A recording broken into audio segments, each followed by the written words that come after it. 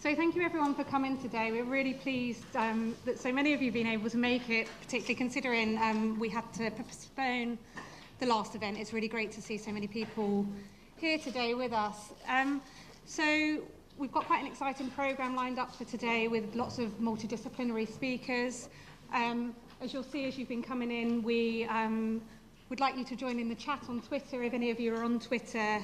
We have a Twitter account which is EDInPregnancy, and for today's event we're going to be using the hashtag EDInPregnancy. So if you are on Twitter, please do join in and tweet throughout the today's event.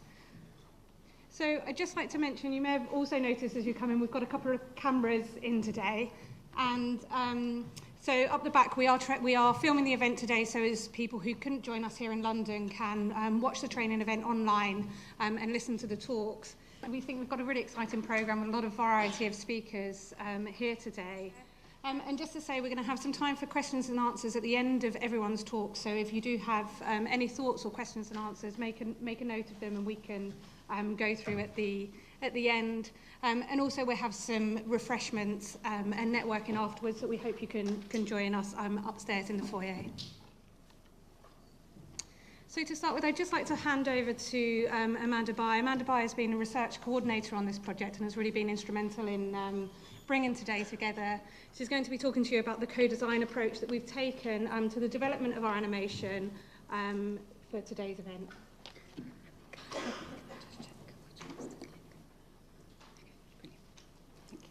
Thanks, Abby.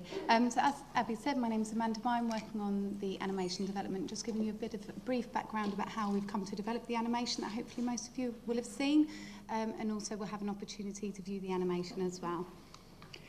So a bit of background, as I say, I'm working with Abigail Easter and Nicola McIntosh, who was previously at King's and is now working at the University of Leicester, and Professor Jane Sandall, who is Professor of Women's Health here at King's. So we've been funded by the Health Foundation through the Evidence into Practice scheme, and we're supported through King's Improvement Science, who are funded by NIHR. So the reason for the project is that pregnancy and motherhood can be a really difficult time for some women with eating disorders, and women with eating disorders can be at an increased risk during pregnancy. So NICE has developed new guidance to encourage and enhance support for women during pregnancy through into the postnatal period. However, currently, eating disorders isn't part of mandatory training for health professionals, so this may mean that health professionals then feel ill-equipped to be able to put the guidance into their practice to provide the best care for women. So this is the reason for the project, and what we've tried to do is design a very short training animation film targeting healthcare professionals and really looking at being able to increase knowledge, raise awareness, and hopefully dispel some of those myths and reduce some of the stigma that can be associated with eating disorders. And as part of this, we're also looking at trying to evaluate the animation and see how useful it is for training. So we've been working with a wonderful creative team from Creative Connection, who've been working in collaboration with Woven Inc. They've been a brilliant team to work with. Here are some wonderful examples of work that they've done within perinatal mental health that some of you may be familiar with already. So we've got the 3 Ps in a pod and a perinatal mental health services animation. So to develop the animation, we've used the co-design approach, which some of you may be aware is about engaging with all of your stakeholders to really ensure that they are actively involved in designing and developing the product that you're producing so that it's meeting their needs and that it's usable for that target group. So as part of this, we formed a stakeholder advisory group with women with lived experience, a variety of healthcare professionals and representatives from our key organisations. We've also run a series of co-design workshops and interviews with women with lived experience and healthcare professionals. The key things that we've been focusing on through these engagements is through informing the content of the animation particularly, and also getting feedback on the draft storyboard. So this is just a bit of detail about the storyboard development, and what we've really tried to do is use the evidence base and the clinical guidance and incorporating real life experience as a part of that to develop the training. And the real things that we've been focusing on is thinking about that real trusting relationship that can develop between a woman and a health professional, particularly during the pregnancy and the motherhood period, and the real importance of multidisciplinary care in providing coordinated care for the woman. Real focus on practical tips for healthcare professionals, something that can be really useful that is building on skills that health professionals already have. And as part of this, we've had, it's been very important, and it's been thought about a lot throughout the project, is the type of images that we're presenting in the animation, really thinking about this as we've gone forward. Hopefully now the animation will play. So now, as I say, for those of you who haven't seen the animation, this is an opportunity to watch, and hopefully those of you who already have will enjoy seeing it again. Thank you.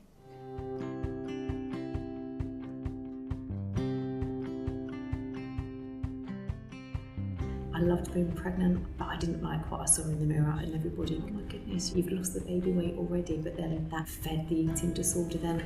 Like really being upset, I couldn't run, and I wish that maybe joined the dots at that point. God, I wish they'd just dug that bit deeper and just probed a bit. And so they flagged me up, so they came and visited me. And it was only sort of one health professional I had that came in and was helped really practical way. But she said, that's all right, because you're not well. That's okay for now. Eating disorders are serious mental illnesses characterised by disturbance of eating that significantly impairs health and psychosocial functioning. They include anorexia nervosa, bulimia nervosa, binge eating disorder, and other specified feeding and eating disorders. They're often associated with depression and anxiety and have a number of physical health complications as well. Eating disorders can affect people of all ages, gender, and cultural background. Rough estimates indicate that around 7% of women are thought to have an eating disorder in pregnancy. A large number of these women will be experiencing other specified feeding and eating disorders. The eating disorder can be dangerous for both mother and baby. It may affect a woman's chances of conceiving, and it may impact on their baby's growth and birth weight. However, pregnancy can be a unique opportunity to engage women, as they may be highly motivated to change unhealthy behaviours and have much more contact with professionals who can identify and support them in help seeking. Been pregnant 3 times, and during each pregnancy the eating disorder did get much worse and was really struggling to manage. In the first pregnancy, I really felt a sense of being carved up into different pieces. The baby felt increasingly separate to me because one team was dealing with the baby and one team was dealing with me. Something that really did help me connect with the baby is this lovely midwife. She was really sensitive when she was looking at my file, and she gave me time to talk about how I was feeling. And I just felt like a normal mum with normal fears and concerns about the well-being of the baby. She'd acknowledged that things were difficult. She didn't deny or ignore I had an eating disorder and I was unwell, but she wasn't fixating on it. She was seeing the whole of me and talking to me like a human being. There's so much anger and judgment going on in my own head that if I get a whiff of it from anyone else, then the shutters come down. But when a health professional not be looking my body up and down, but be looking at my face and looking in my eyes and asking with compassion, it doesn't actually matter what the question is, it's about the motivation for it. And if it felt to me it was because they cared, then I'd feel much more able to answer. It was one of those families where you just know something didn't feel right. And there was one day when I visited, she said to me, "Is my little one poorly because of the pills?" And I kind of sat back and said, "Are you on medication? Were you on medication in pregnancy?" And she just burst into tears. And I just had this moment where I remembered my training, and I remember someone saying to me, "If you're just quiet, someone will tell you." And then all of a sudden the box opened. She told me quite a lot of detail about how she was managing her weight and restricting her diet. I very much sat there and thought, I'm not an eating disorder specialist. And then realised that it was quite similar to any other disclosure, and that being led by this woman in terms of what she needed was what was most important. It's the role of any midwife and any health visitor at their first and continuing contacts to identify, does this woman have a mental health problem? And that includes eating disorders. Includes nominating a dedicated professional. Now that could be the GP or a midwife. But the point is, we're to monitor and support this woman during her pregnancy and into the postnatal period. This would include discussions around growth monitoring, the importance of good nutrition. If you know that a woman has had an eating disorder and you might not, actually being weighed can be very sensitive. To begin the discussions practically about feeding her baby, how to keep herself well emotionally and what support may be available for her, to think about where to refer her for specialist services, and really consider, in terms of continuity of relationship with a midwife, perhaps the case-loading model of midwifery or another antenatal and postnatal service that establishes that trusting relationship with somebody who's known. All this is about supporting the physical and mental well-being of the mother, the baby and the family unit, and being prepared for parenting.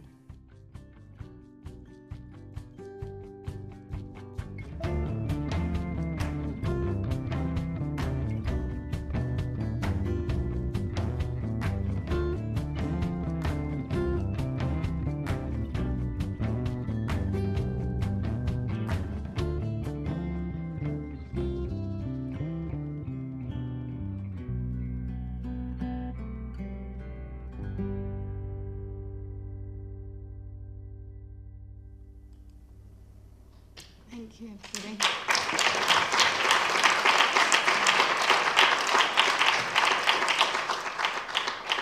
I must say, it does look a lot more impressive watching it up there than it does when you're watching it on your computer screen. So just to say, hopefully most of you will have noticed, but we've got further resources that are all available on our website, a website that we're going to continue to build on throughout our work in this area. And just finally, just before I finish, can I just remind everybody in your registration pack, you'll have hopefully been given a feedback form. If I can just please remind you, this is part of our evaluation process to see how useful this animation is for training. So please, could you fill those out and return those at the end? Don't worry about completing them now.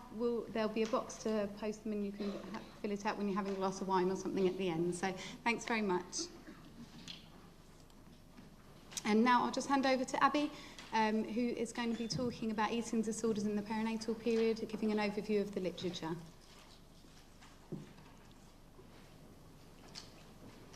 Thanks, Amanda.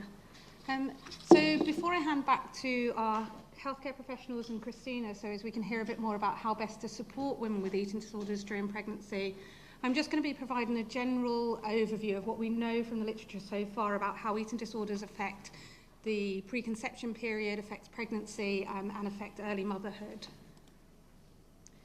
So as I'm sure you're aware, perinatal mental illness is any mental illness that can occur during the perinatal period. And when we're talking about the perinatal period in mental health, this typically refers to conception up until 1 year post-birth. And these mental illnesses may be experienced for the first time in relation to pregnancy, or they may be pre-existing mental illnesses. In a recent study that was conducted by Professor Louise Howard here at King's, they found that around 1 in 4 women experience mental illness during early pregnancy. And we know from the research that depression is the most common and is thought to affect around 10 to 20% of women. And as you'll see from the following slides, actually, in comparison, we know very little about eating disorders, and there has to date been very limited research on eating disorders in the perinatal period. So as we heard in the animation, eating disorders are characterised by a persistent disturbance of eating that significantly impairs health or psychosocial functioning. They're broadly classified into 4 categories: anorexia nervosa, bulimia nervosa, binge eating disorder, and other specified feeding or eating disorders. I'm not going to go into too much detail on the classifications, but just to really highlight that in 2013 there were some significant changes to how eating disorders were categorised by the Diagnostic Statistic Manual. Binge eating disorder was introduced as a eating disorder category within its own right, and other specified feeding and eating disorders used to be known as EDNOS, or eating disorders not otherwise specified, which I'm going to be referring to in some of the slides in the research that was conducted before these changes in 2013. We know that eating disorders are associated with high levels of physical and psychosocial morbidity, and they have the highest mortality rate of any psychiatric condition. So in terms of epidemiology outside of pregnancy, there's some differences between the different eating disorder categories.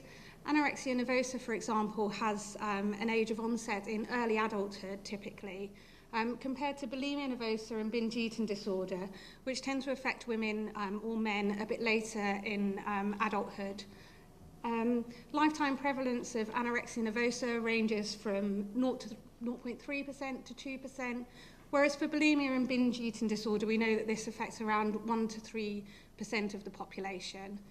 Under the current classification system of eating disorders, we also know that eating disorders disproportionately affect females, and this is particularly the case for anorexia nervosa.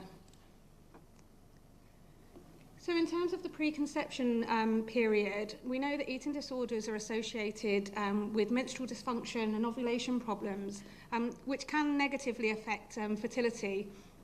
But despite this, there's been relatively few studies that have investigated fertility or fertility-related problems amongst women with eating disorders.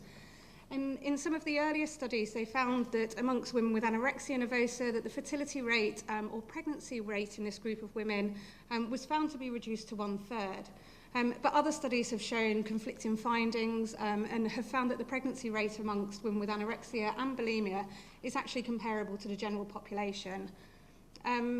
Other studies which have looked at the number of women who are seeking help for a fertility-related problem have found that as many as 20% of women who seek help for a fertility-related problem may be experiencing an eating disorder. And in this particular study, when they looked more generally at the group of women that were seeking help for a fertility-related problem, amongst those who were experiencing irregular or absent menstrual cycles, they found that nearly 60% of women were experiencing an eating disorder. And many of these women had never sought help or disclosed their eating disorder to the healthcare professionals that they were in contact with. Many of the studies I've just mentioned were actually quite small in size and didn't look at the differences between women with anorexia nervosa or bulimia nervosa. So I just wanted to highlight this study, which is one of the largest studies to date that has looked at fertility and fertility-related problems in this group of women. This data comes from the Avon longitudinal study of parents and children, which was set up in the 90s. Some of you may be familiar with this study. It's a large study of pregnant women and their children, and the children are still being followed up to date. For this particular study, we looked at the women during pregnancy who reported either having anorexia nervosa, bulimia nervosa, or a past history of both anorexia and bulimia nervosa. So this is any point in their life prior to pregnancy. And we compared the time it took them to conceive their current pregnancy to the general population, those women who were in the sample who didn't have an eating disorder, and also the proportion of women who were seeking treatment for infertility. And as you can see from the graph, we found there were some differences between the women who were seeking help for a fertility-related problem.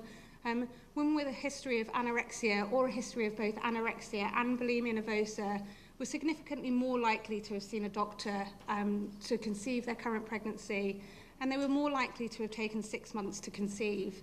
Similarly, we found that women with a history of anorexia and bulimia nervosa were 3 times more likely to have received help to conceive their current pregnancy. And all of these findings persisted after controlling for a wide range of social economic factors.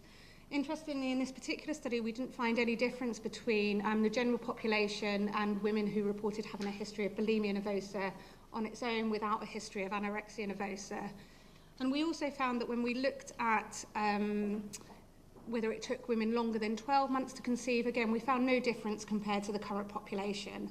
So the findings suggest that although women with eating disorders may experience some difficulties conceiving, within this particular population, those differences are not substantial.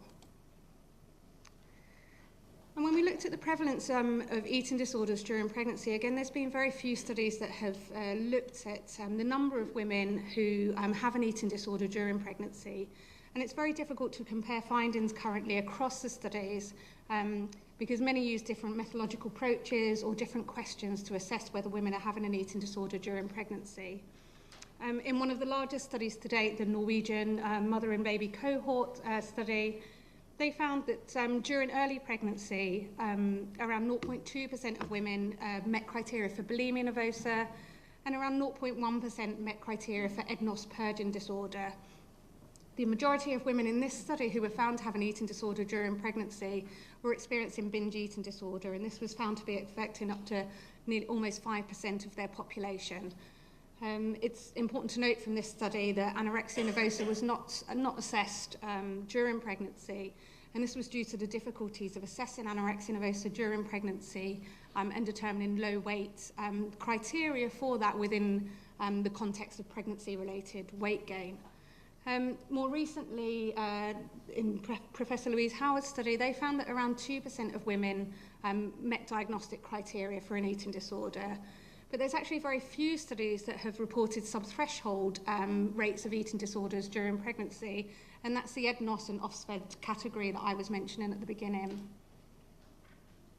So in this study, which looked to determine both the rates of anorexia nervosa, bulimia nervosa, as well as sub-threshold eating disorders, looked at how many women met criteria for an eating disorder on the eating disorder diagnostic scale when they were attending their first ultrasound during early pregnancy. And these women were asked to complete the questionnaire anonymously, both about how they were currently feeling about their eating disorder, related symptoms, and how they were feeling about it in the previous 6 to 12 months prior to pregnancy. And what we found during this study, similar to previous findings, that around 0.5% and 0.1% of women met criteria for anorexia nervosa or bulimia nervosa. But the largest proportion of women who met criteria for an eating disorder either met criteria for binge eating disorder or EDNOS or other specified feeding and eating disorders. So this was around 5% of the sample of women that we asked to complete the anonymous screen during early pregnancy.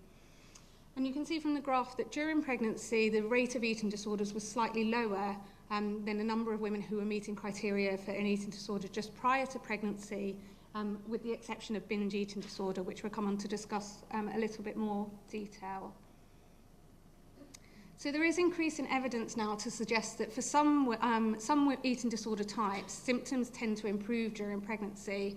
And this is found to be particularly the case for women who might be experiencing anorexia nervosa. Again, in the large Norwegian mother and baby cohort study that I mentioned, they reported a remission rate of between 29 and 78% during pregnancy, depending on the type of eating disorder. And as I mentioned, it tended to be particularly the women with anorexia nervosa whose symptoms did improve during pregnancy. And we feel that this may represent a real opportunity for engagement in treatment and supporting women who are already motivated to change their behaviours during pregnancy. However, it does seem from the research that a continuation of symptoms is more common amongst women with binge eating disorder, and also new onset of binge eating disorder does appear to be more common during pregnancy than other eating disorder types. And whilst we also see a reduction in behaviours such as self-induced vomiting and laxative use, high weight and shape concerns do remain common typically during pregnancy. So whilst you may see in women that there is a reduction in these symptoms that are quite objective, actually the psychological symptoms can remain quite distressing during pregnancy. And there's also a high risk of relapse in the postnatal period. So we do know from the research that the reduction in symptoms that we tend to see during pregnancy for most women are temporarily. So I wanted to highlight a study where we looked at symptoms of eating disorders during pregnancy, both amongst women who had an active eating disorder at the start of pregnancy and women who had recovered from their eating disorder within the year prior to pregnancy. And this is a group of women, a subset of the women from the study who completed the eating disorder screen at their first ultrasound during pregnancy. And this smaller group of women were given a range of questionnaires to complete throughout their pregnancy. And we followed them up throughout pregnancy at the first and second and third trimester, and also in the postnatal period at 8 weeks postnatal and 6 months postnatal. And what you can see from the graph here is actually quite a different trajectory of symptoms that we're seeing amongst the three groups. So in the dark line at the top, this is the women who had an active eating disorder at the start of pregnancy, and you can see, as in line with previous research, their symptoms of eating disorders tended to decrease during pregnancy, and compared to those with past eating disorders who seem to be at a real risk of experiencing a relapse during pregnancy. And by 6 months postnatal, both those in the active eating disorder group and the past eating disorder group actually had very similar levels of eating disorder related symptoms. So we can see for those women who may be considered recovered prior to pregnancy, actually pregnancy can be a time of high risk for these women.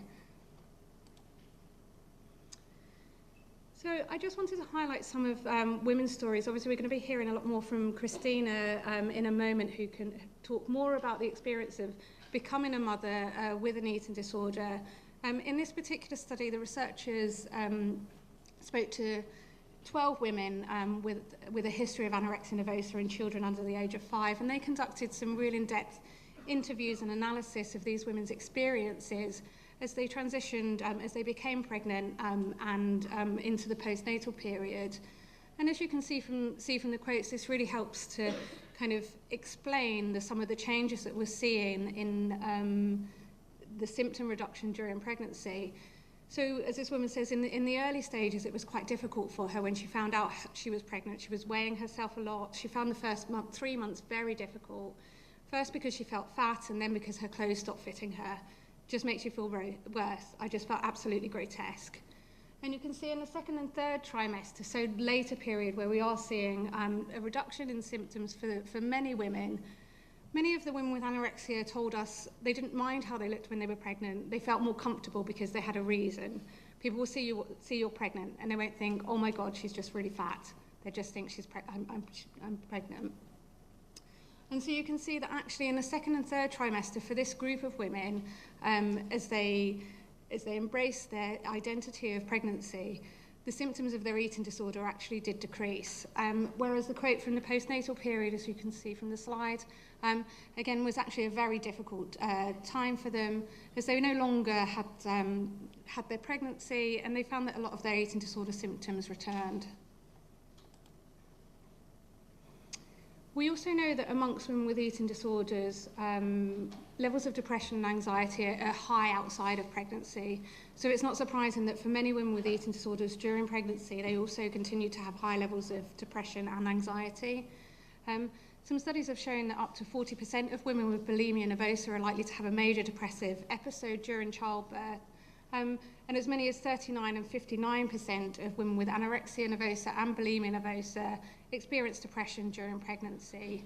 And we found from our research and working with women over the last 10 years that actually many women during pregnancy feel more comfortable talking about their depression and anxiety with healthcare professionals than they do their eating disorder.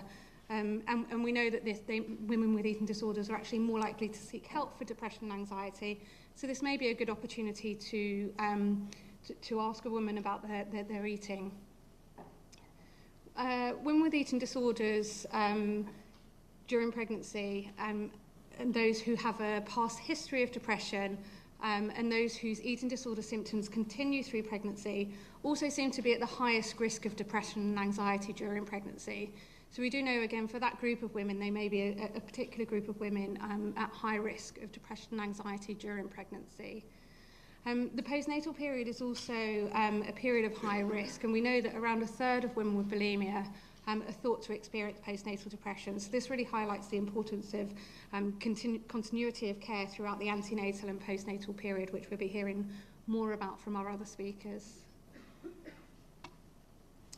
So another area of research that has received some attention within the field of eating disorders during the perinatal period is the obstetric outcomes and the impact that eating disorders can have on pregnancy and birth outcomes.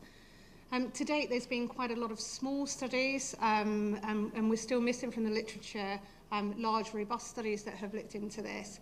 But generally, the research does suggest that eating disorders have been associated with a range of adverse pregnancy and birth outcomes, and these include gestational diabetes, the risk of early miscarriage, intrauterine growth restriction, and low birth weight. So we know eating disorders can be associated with these adverse birth outcomes. And it's important to recognise that the birth outcomes potentially differ, or the risk that, of these birth outcomes potentially differ between the categories of eating disorders. So whilst research seems to consistently suggest that women with bulimia nervosa are more likely to experience a higher risk of miscarriage, particularly in early pregnancy, for women with anorexia nervosa, the research literature suggests that they may be at an increased risk of experiencing reduced birth weight. Conversely, for women with binge eating disorder, there's evidence that having a baby that's large for gestational age or increased growth during pregnancy may be more common. And compared to the general population, it's been found that for women with binge eating disorder, they're more likely to deliver a large for gestational age baby. And the research has also indicated that there are some modifiable risk factors, and these in particular include pre-pregnancy BMI, gestational weight gain, and also smoking. Some of the researchers indicated that women with eating disorders are more likely to continue smoking during pregnancy, and this is something that can be intervened and modified during pregnancy to improve birth outcomes in this group of women. So I just wanted to highlight, as I said, most of the studies to date have been quite small. More recently, there was a meta-analysis which pooled the results of all of the studies that have looked at the impact of anorexia nervosa on birth weight. And this study shows that across all of the smaller studies that have been done, there was actually a range of findings. So while some studies were finding no impact at all on birth outcomes, some were finding there was quite a large effect, but there was much variation across the studies. And this resulted, when the results were pooled in the meta-analysis, that women with anorexia nervosa overall were found to have a significantly lower birth weight compared to the general population. And overall, although there was a lot of variation, this resulted in a difference of 0.19 kilograms compared to the general population. So finally, I just wanted to highlight some of the findings that we know how eating disorders can affect early motherhood. Some research evidence has suggested that women with eating disorders may have more difficulties bonding with their baby during early motherhood, but most of the research to date has focused on the impact of eating disorders on infant feeding and meal times. And this research has indicated that eating disorder can interfere with early feeding behaviours. It's shown that high levels of body dissatisfaction are associated with reduced intention to breastfeed, and also early cessation of breastfeeding and introduction of formula is more likely amongst women with eating disorders compared to the general population. In contrast, there's some evidence to suggest that for women with bulimia nervosa particularly, they may be more likely to continue breastfeeding for longer compared to the general population. And one hypothesis for this is that women with bulimia nervosa may be more likely to use breastfeeding as a means of losing weight for longer compared to the general population. There's also an increased rate of childhood eating problems and picky eating, and we know that early childhood eating problems are actually a risk factor for the later development of an eating disorder. And we also know that eating disorders do tend to aggregate in families, and children of women with eating disorders are more likely to develop eating problems themselves. Family meal times can be particularly challenging for women with eating disorders. The research has indicated that greater conflict and negative emotion around meal times. We know it can be a very difficult time, and there's some interventions and treatments that have been developed to particularly target meal times and family eating in this group of women. Women with eating disorders are less likely to use positive reinforcement during meal times, and greater use of food for non-nutritional purposes compared to the general population. So given all of this research, it's really important to recognise the signs and symptoms of an eating disorder early during pregnancy, so as women during pregnancy and early motherhood can receive treatment and support that they might need during this time. But we know there's lots of barriers to implementing current guidelines, and it's often wrongly assumed that pregnancy is uncommon amongst women with eating disorders. And I think we've seen from some of the research that although certain types of eating disorders may be rare during pregnancy, actually when we look at the range of eating disorders that women may be experiencing during this time, they're not as uncommon as we may think. Women can also be reluctant to disclose their illness to health services. We know this is the case for many mental illnesses. It can be very difficult for women to talk about their mental health during pregnancy or in the early postnatal period. They can have fear of stigma or a negative response from the services. And there's also been some research to suggest that healthcare professionals may not have had sufficient training in eating disorders during pregnancy. So we really hope some of the resources that we're providing online will help to kind of fill this gap and raise awareness and knowledge of eating disorders during pregnancy. As I've highlighted, it also can be difficult to identify eating disorders during pregnancy due to pregnancy-related changes in weight and appetite.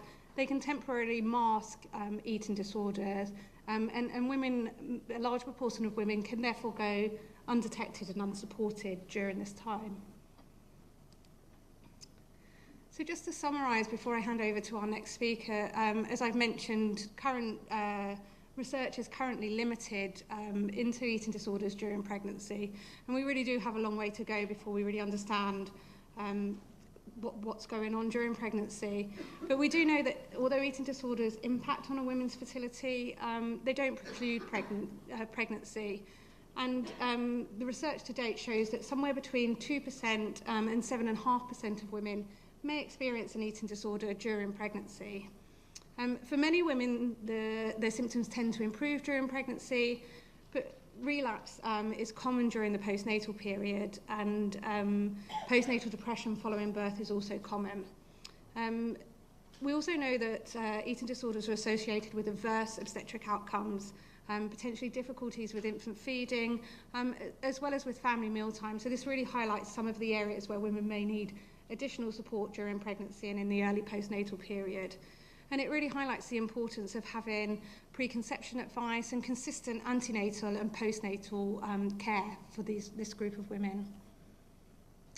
So before I hand over to our next speaker, I just wanted to acknowledge most of the research that I conducted was carried out here in the section of eating disorders or at University College London. Thank you. Great.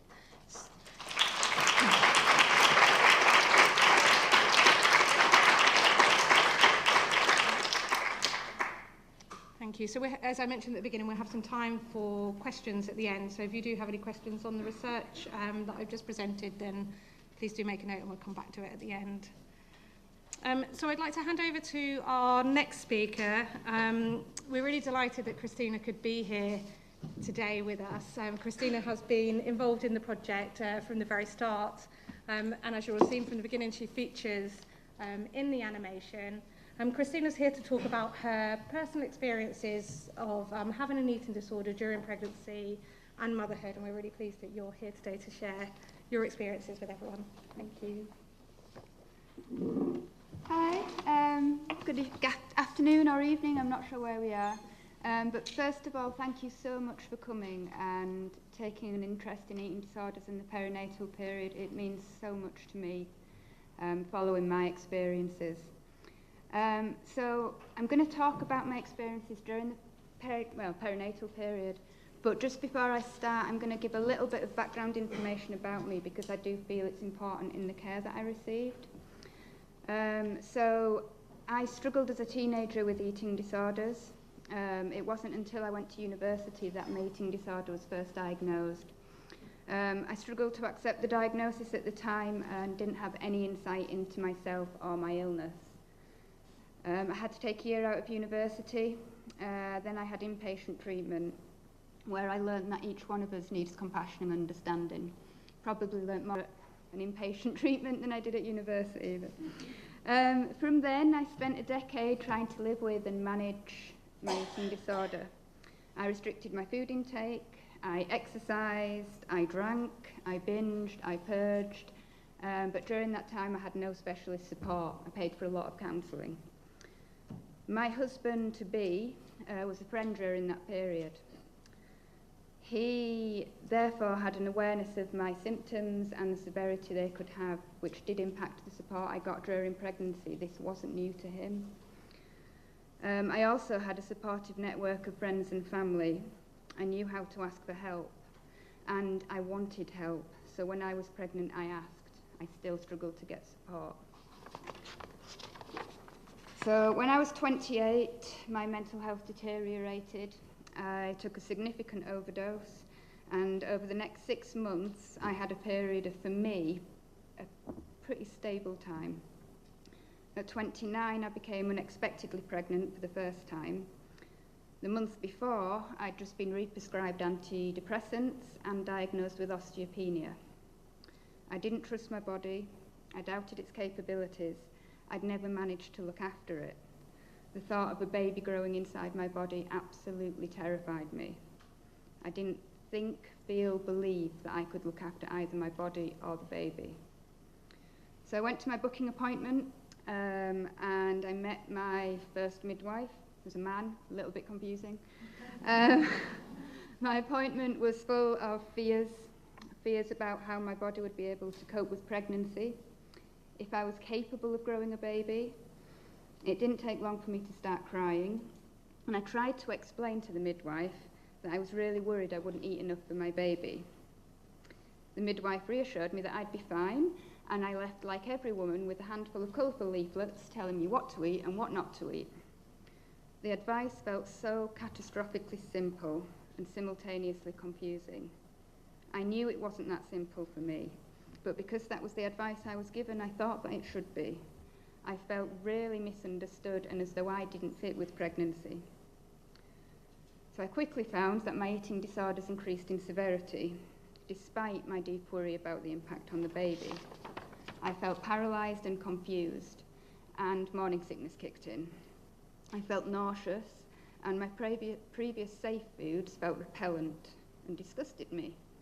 There was no longer any desire for vegetables, any desire for salad, any desire for anything green. Instead, I wanted corned beef, cheesy chips, and mince.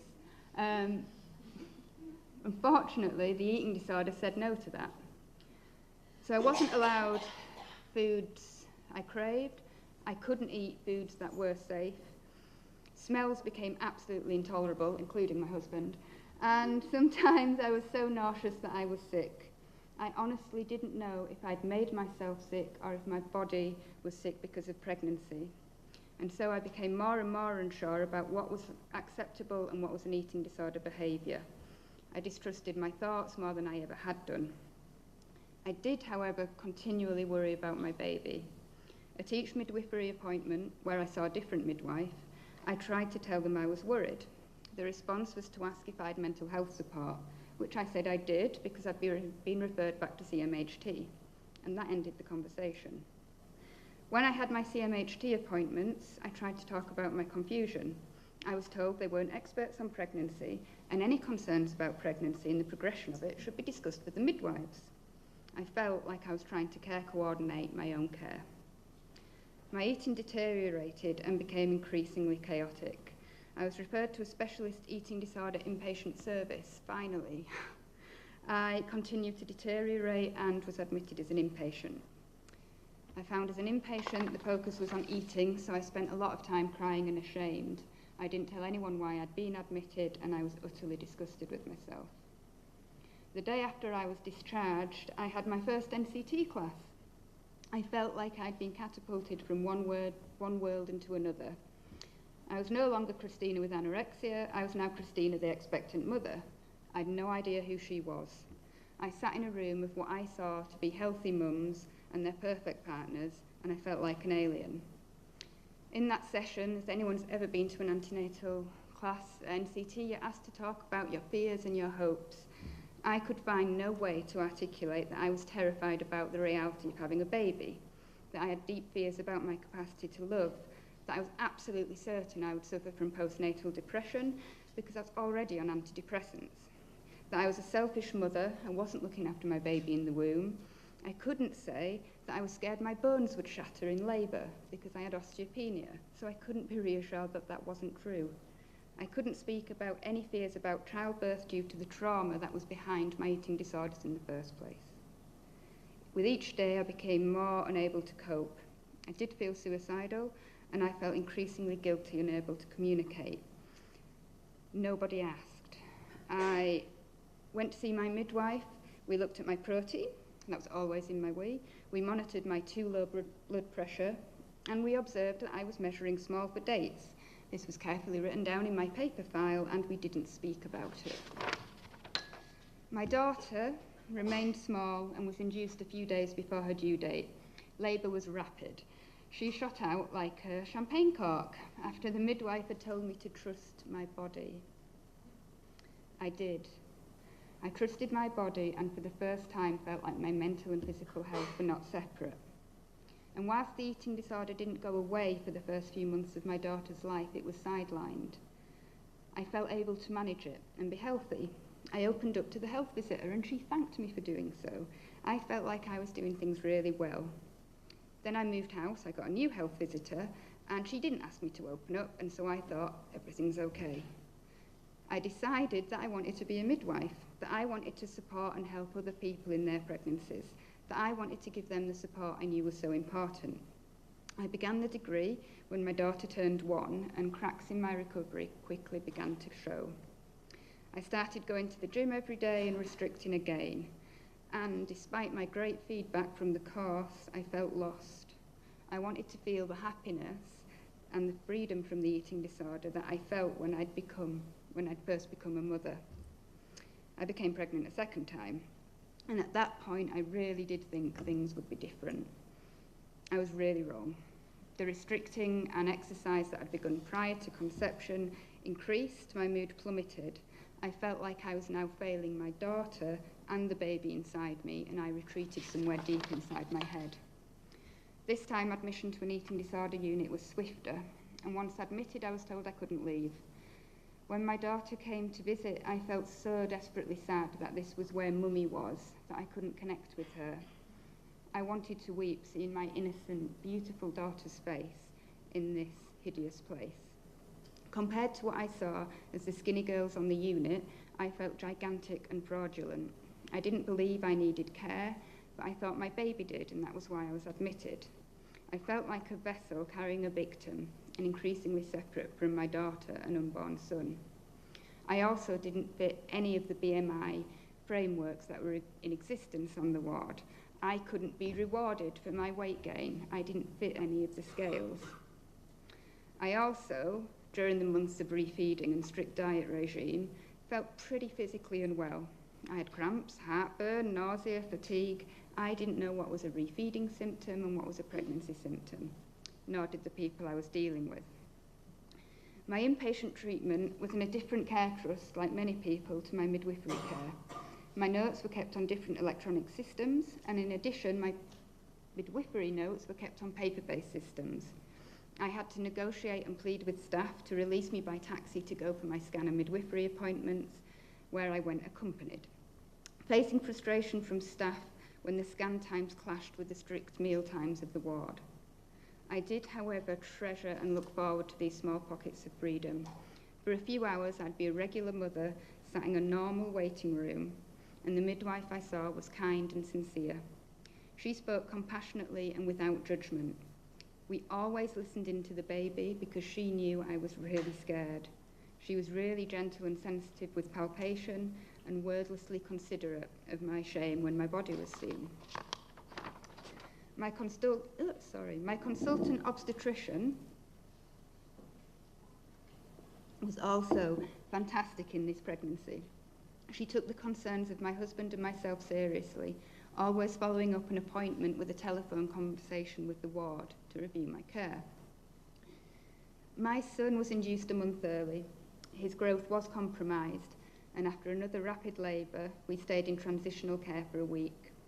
He struggled with his blood sugars and his temperature, and despite being told to bottle feed, I sat day and night for the first few days drip feeding him colostrum. Once we were home and together as a family, I felt hopeful again. My husband had struggled with constant anxiety and helplessness during my inpatient treatment. He continued to work and bring up our daughter, whilst visiting me in hospital and protecting me from his own fears about being a widowed father. I lost his second child. He did, however, benefit from being invited to joint appointments with me as an outpatient, and I was reassured by his support. This time, however, my health visitor was not so supportive. She disapproved of my desire to breastfeed and told me she would have to inform social services if I continued to do so. She told me I was putting both of my children at risk by not eating and just needed to eat some stodge and fatten myself up. Never thought of that. Despite me reluctantly giving my son formula, she made a referral to social services and we had a CAF. That was the only time we saw a social worker. But fortunately, it did result in some additional support from the Children's Centre, who were fantastic in their support, encouragement and acceptance. When I became pregnant with my third child, we moved house again, which meant a new GP, a new mental health care team. But this time I was allocated a one-to-one midwife through a pilot scheme in the area, and I saw her, the same midwife, every time in a relaxed environment where my children could play with toys whilst I was given the opportunity to talk. However, this time I felt more alone. My mood was lower and my eating chaotic. I had no desire to go back to being an inpatient, and I didn't want to leave my children. I received polarised support and was given conflicting advice from health professionals, ranging from why was I worried, women in Africa managed fine, and or conversely that my eating was endangering my baby and would cause my body to abort my child. A sonographer told me that my baby was measuring very small, but I was small, so it wasn't a problem. I wanted to scream at her that I was small because I wasn't eating, but another part of me, an eating disorder part, heard, I didn't have to eat. She's just said the baby's okay. Continually conflicted and torn, my mood and weight both dropped. I agreed to another increase in antidepressant medication, and the option of admission to my local mental health unit or mother and baby unit was explored. Both refused admission because my presenting condition was an eating disorder. From going to groups with my younger children, I found my local children's service a lifeline. I was allocated a family support worker who, despite not being an eating disorder professional or a specialist, offered me real support. She was genuine and lovely. She believed in me and my ability to manage my mental health and be the mother that I wanted to be. My third child was due to be induced, but he came of his own accord, beautiful and healthy. Like any mother with children, 3 children under 5, I struggled, but I did manage. I still felt I needed support, and so I set up a support group in affiliation with Pandas to provide support for women in the perinatal period. I also found the most wonderful creative writing group and found time for me being creative helped me to manage my mental health and my ability to be a mother. Throughout each pregnancy, I scoured the internet for resources, any book, a journal paper, anything to give me some hopes and guidance. I found a lot of the risks of pregnancy in a book written by a woman in America, but little else. I felt truly alone and believed that I was the only woman alive who would be selfish enough to starve her unborn baby. I was ill. I needed support. I was afraid I would be a bad mother. I was afraid I would be judged. My internal guilt and condemnation meant that I was only too eager to see it in others. My assumption was that I would be judged as selfish and vain. So, I'm stood here today hoping that by speaking to you, things will improve for women who experience disordered eating during pregnancy. I was so afraid, so ashamed, and in real need of compassion, encouragement. When I was supported without judgment and with compassion, I felt human. Please offer your compassion to the women you work with. They really can be such wonderful mothers and have beautiful, healthy children, but they really need your support. Thank you.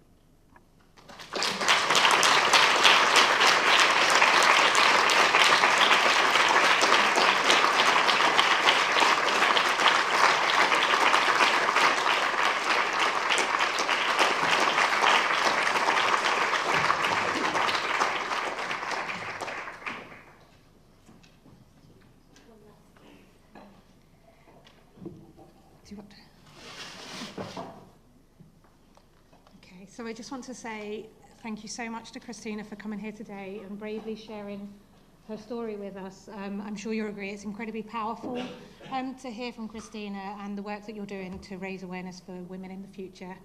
So can we give Christina just one more round of applause?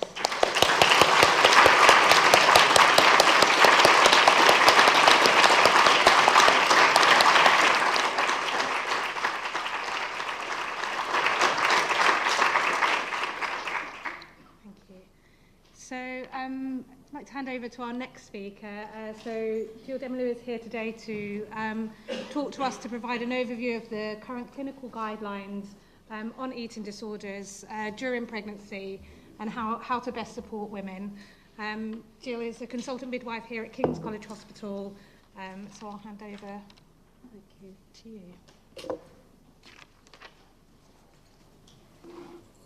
It's really good to be here. And actually to listen to you, Christine, because what I want to share, there's quite a massive guidance out there. You'll be able to see it. But if I look at that first one, this is some nice guidance that actually I struggle to get my colleagues to look at in maternity, be they obstetricians or midwives. But this has been there much longer than the nice guidance on antenatal and postnatal mental health or eating disorders. And it's a real struggle in services where we want to give more time. But that's not an excuse, because what you've said, Christine, and indeed what's come from the research, dignity, kindness, compassion, respect, understanding, and honesty. And that should underpin everything that we do. And I'm so glad about the animation because, yeah, there is limited understanding in maternity services for maternity professionals. I'm just going to go through here. It also says about continuity of care. That's not new. This is for any adult service. But we're proud of it where we do it in maternity. And in fact, the current government does want to have 20% of maternity service provision being delivered caseload, what they call caseload care. So that's continuity through antenatal, labour and postnatal. The ambition is to get that by the end of 2020. So for me, it's about revisiting standard humanity, practical things. So I'll just literally go quite quickly through the guidance, because you can read it elsewhere, just pulling a couple of things out. And then really, I want us to consider practical tips for going forward. And the other thing I'm just mindful of here, it's not just about anyone, a mother who's experiencing a mental health problem, in this case eating disorders or other disorders that are with it. We are asked to give tailored individual care. And so often, in an overstretched or service, that is quite a struggle to achieve. But it's absolutely critical. You meet the person. And actually, Christine, what I would say, it's meeting you in each pregnancy. So you can't even say that you're in the same place with each pregnancy. So there's guidance on the antenatal and postnatal mental health guidance. So where is it? This is the context of how we would recognise it. So Abigail, you said we're not that good at recognising, and I think that's quite true. So there's routine practice. We're doing a comprehensive assessment of need, and we've got the screening questions for the HULI, that's low mood, positive depression, for anxiety, and we're meant to ask if she's experienced an eating disorder. I would just observe that even in our own service, when I look at the list, because you actually get a list, and instead of looking at person, you're looking at a screen, and then you go back to the person, and you're trying to get it in an hour, rather than make a relationship. But in the list we've got currently, it just says anorexia nervosa and bulimia. It doesn't even have everything else. So I just make that point, because it's about starting the discussions. And then if you've experienced an eating disorder, in discussion with a woman about a referral to mental health services for assessment and treatment. It is about monitoring the whole person, how you are mentally and physically, and actually increasingly, I would say, for all of us in services and as professionals, wherever we work, it's to stop that stupid divide. It's not mental or physical, it's the whole person. And there is a dynamic between it. And it's not either or. It's not public health or medical health. It's people with lives that can be encouraged and make a difference. And assessing the need for fetal growth scans. Then this is the specific new one that I know in our own service we're not necessarily aware of this yet, so this is an important part of the launch. eating disorders, the recognition and treatment, talks about a dedicated professional who can provide consistent and ongoing monitoring and support during the pregnancy and postnatally. And that's especially because of the concerns a woman might have about her weight gain, and as has been described, about managing your eating symptoms, and the potential increased risks, because it doesn't necessarily have to happen. It could have been possible that if this was freely discussed and encouraged, the mother could be supported not to have a low birth weight baby. I absolutely know that's possible. It doesn't matter what the condition and label. So it's really possible. And not to see that that's definitely going to happen. So the earlier the better. And in more intensive antenatal care, so for women who have got current or remitted anorexia nervosa, to ensure about the adequate prenatal nutrition. Now, if we go back to practical tip, a woman goes into maternity services, she's seen by 10 weeks. Her next visit is 16 to 18 weeks. Her next visit face-to-face with a midwife is going to be 25 if it's the first baby, 25 weeks, or 28 weeks. The guidance should be it's individualised care, so when we go out of here today, it's thinking if we recognise it early, we start that trusting conversation and liaise with that woman, whoever's working with her, as many times and for as long as it takes. And then it made me think about maternal and child nutrition. And as you've said, you know, as midwives, we give out generic information that's specific to pregnancy about diet. We ask whether you've got a special diet, gluten-free or halal or conventional. But I just want to say it's made us think about the knowledge for every woman and about how much we do that assessment and ask. Because very often it's, here's the information, and that needs certainly as knowledge as midwives to know about nutrition in pregnancy, not just to hand out leaflets. Right, I just wanted practical tips was the one I think I really wanted to share here today. And it mirrors everything that everybody said to date. Begin building a trusting relationship. I've said highly motivated to change behaviours, the sensitivity and the fear of stigma, negative perceptions which the woman you've described has, but also other people can have, other members of healthcare teams, because they're not as informed, and create a safe environment to enable discussion about the illness. And then inquiring about eating disorder as part of routine practice. The accurate identification is a challenge, and particularly if it's not shared at referral or at booking. There are issues of weight and shape changes, change in the appetite, nausea, vomiting, as you say, can mask symptoms of eating disorders. There can be the temporary reduction. Often women who've got a booking BMI of under 18, which some women do, and my observation of that again is often women who have got mental health problems, but quite often they've come through substance misuse or quite a difficult current lifestyle. So often eating disorders is part of that history if we take the time to ask. But it's like obesity, malnutrition, there's lots of pathways, there's lots of discussions, there's lots of focus, but there is not on all malnutrition. So that's something we need to look at practically in our service provision, in our knowledge. I wanted to thank the work that's been done, ready for this animation, about further discussions. Because whether we're midwives, GPs or health visitors, very often in things where we have the knowledge and we have the confidence, we've got often a whole host in assessment of additional questions. So if I ask a woman, what's your address, and is it temporary or not? If they say temporary, I might be asking, exploring about sofa surfing. If they say they're unemployed and they're not supported, say, what are you doing for money? So this is a fantastic looking at these, I think, giving us some really helpful openers to continue the discussion. If you just suspect or you just want to begin to ask routinely, how would you describe your eating on a typical day? It gives permission to a woman to say, I don't eat anything in the day, and then I eat it all at 11 o'clock at night when I've gone to the fridge and everybody else has gone to bed. Do you, has anyone else had any concerns about eating or weight? Have you eaten an excessive amount of food and felt you could not stop yourself, and how did you feel about it? And I was thinking about what I think, was it Abigail said, like the subclinical.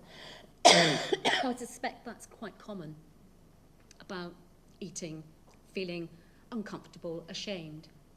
And then asking how you're currently managing your weight and eating.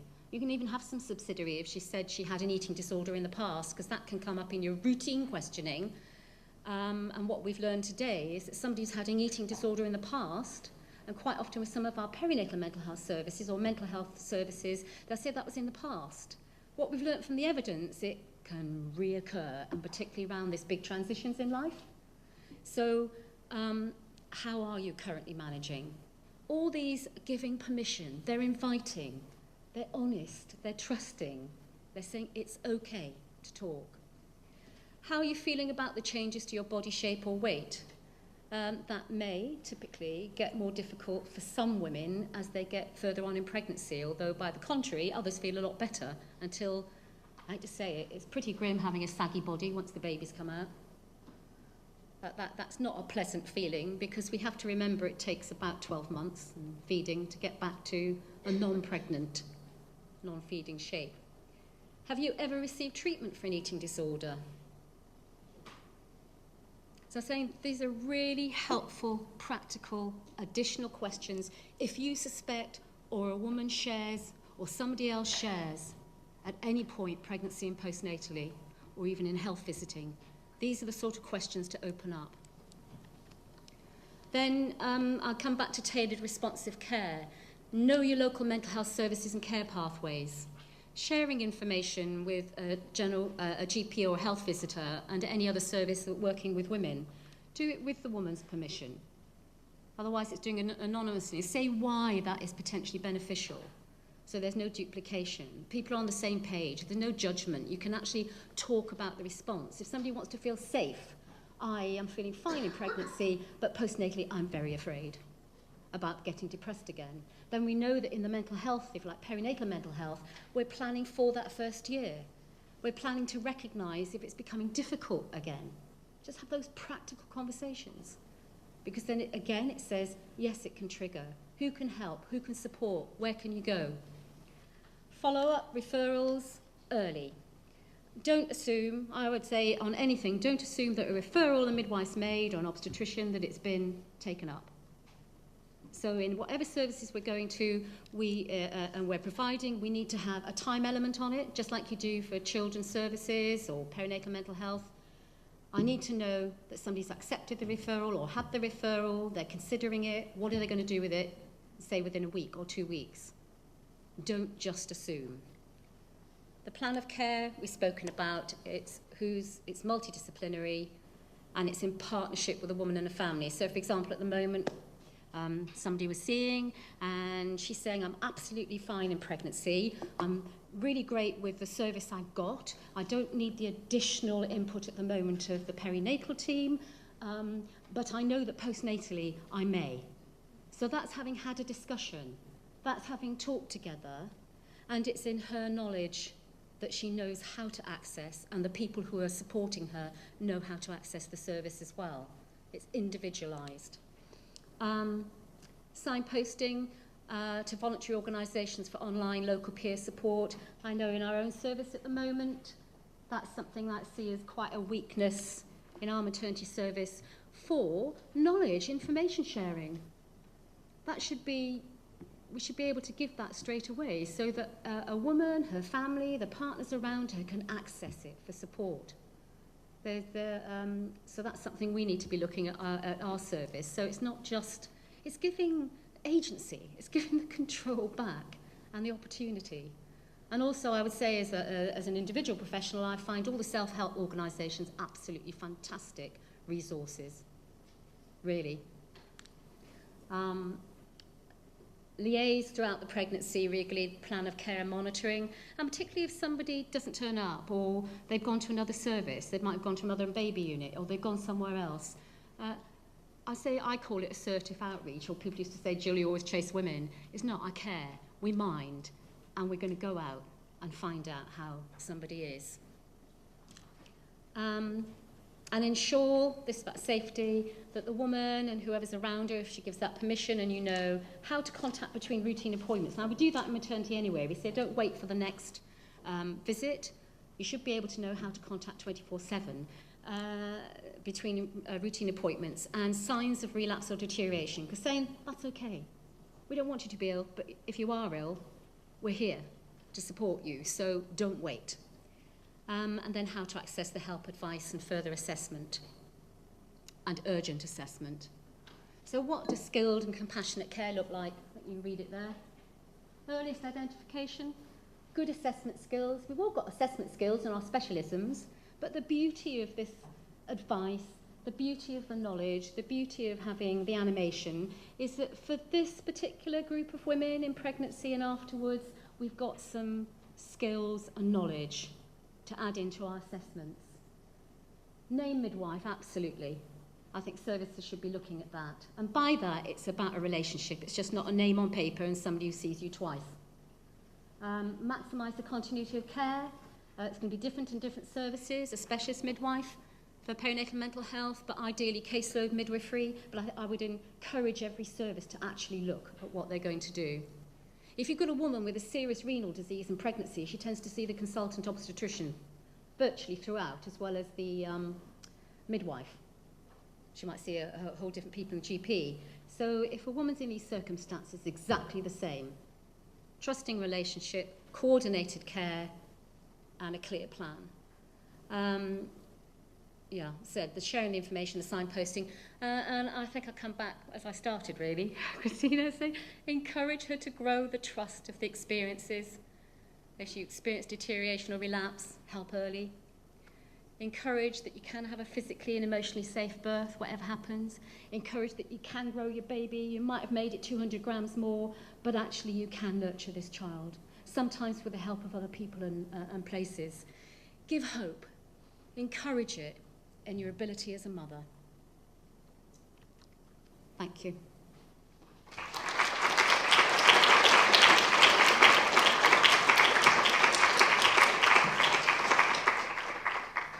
Thanks so much, Jill.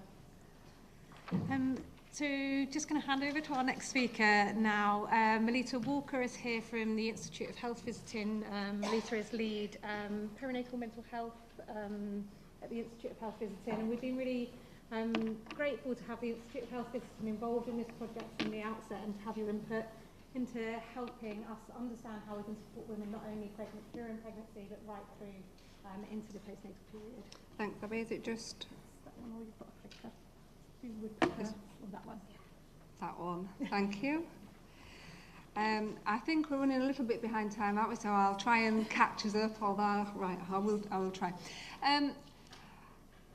Okay, I'm delighted to be here as mental health lead with the Institute of Health Visiting. I'm going to start with 2 apologies, but before I do that, have we got any health visitors in the room?